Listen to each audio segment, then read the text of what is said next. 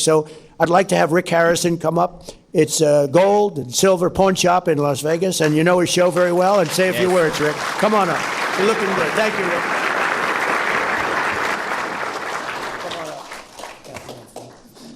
All right.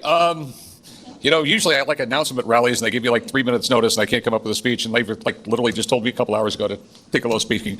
I just want to say he's amazing. He's done so much.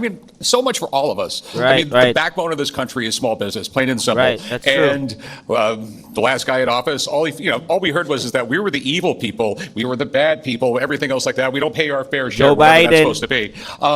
And he made it tough. And this guy, the big beautiful bill, absolutely amazing. You know what I mean? God bless you for letting me get 100% depreciation. It really helps out. And all I can say is this is literally, I'm a history buff and I know a lot about this White House thing and everything. Literally, he's going to go down as maybe the best president ever. I love this guy. Yes. That's right. That's right. Wow. I'm glad we didn't tell you, because actually that was much better than when you're fully prepared.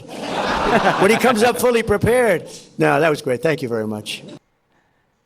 I'm truly glad to see President Trump shining the spotlight on the small and medium businesses like never before.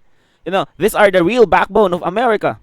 The ones that directly creates jobs, serve our communities, and help everyday American families thrive every single day. It's refreshing to have a leader who actually recognizes and celebrates the entrepreneur and shop owners powering our economy. Instead of treating them like the enemy, right? Rick Harrison's nailed it at the White House. This is exactly why small businesses owners across the country are feeling optimistic again. Right? So the Democrats, they are saying Trump is anti-poor. Trump is anti-poor. He's done nothing for the poor, but he's done so much for the poor, for the average Americans, compared to the last Democrats president. He've done more for the average Americans. He cut the tax on tips. No more tax on tips. No more tax on overtime, right? And no tax on social security pensions for our seniors. That's our elders. We are supposed to take care of our elders. And Trump has done it, right? For any one of you thinking, what's this all about? Trump's small businesses policies in his second term this year centered on tax relief, aggressive deregulation, expanded access to capital through the SBA, support for domestic manufacturing, and America First trade measures.